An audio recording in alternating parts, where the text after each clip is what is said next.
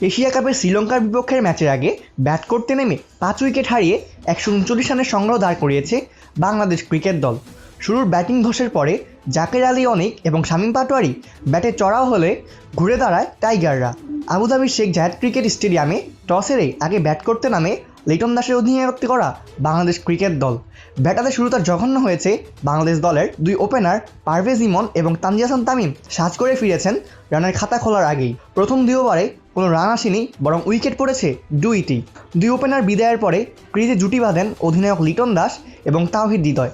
কিছুটা আশা দেখালো, জুটি ভেঙেছে হৃদয় বিদারক রান আউটে। 9 বলে 8 রান করা হৃদয় আউট হয়েছেন 11 রানের মাথাতে। এরপর ক্রিজে আসেন শেখ মাহেদী হাসান। সুবিধা করতে পারেননি তিনিও। 7 বলে 9 রান করে শ্বাস গড়ে ফিরেছেন তিনি। এক প্রান্ত আগলে রেখে খেলে যাচ্ছিলেন অধিনায়ক লিটন দাস। দারুণ ছন্দেও ছিলেন তিনি, তবে তাকে ফিরিয়ে দিলেন ওয়ানিন্দো হাসারাঙ্গা। রিভার্স সুইপ করতে গিয়ে উইকেট রক্ষক কুশল ম্যানিসের হাতে ধরা পড়েন ক্যাপ্টেন লিটন। 26 বলে 28 রান করে বিদায় নেন অধিনায়ক লিটন দাস। লিটনের বিদায়ের পর ক্রিজে জুটি বাঁধেন জাকের আলী অনিক এবং শামীম হোসেন পাটোয়ারি। দুজনের কৌশলী ব্যাটিংয়ে বোর্ডে কিছু রান তুলেছে বাংলাদেশ দল। দারুণ কিছু বাউন্ডারির পাশাপাশি সিঙ্গেলস ডাবলসও বের করেছেন জাকের শামীম, এবং পরে সময়ের সাথে সাথে রানের গতি বাড়িয়েছেন দুজনেই। তারা দুজনেই যেন দলের ইনিংসকে উদ্ধার করলেন। এদিন ফিল্ডিংও দুর্দান্ত ছিল শ্রীলঙ্কা।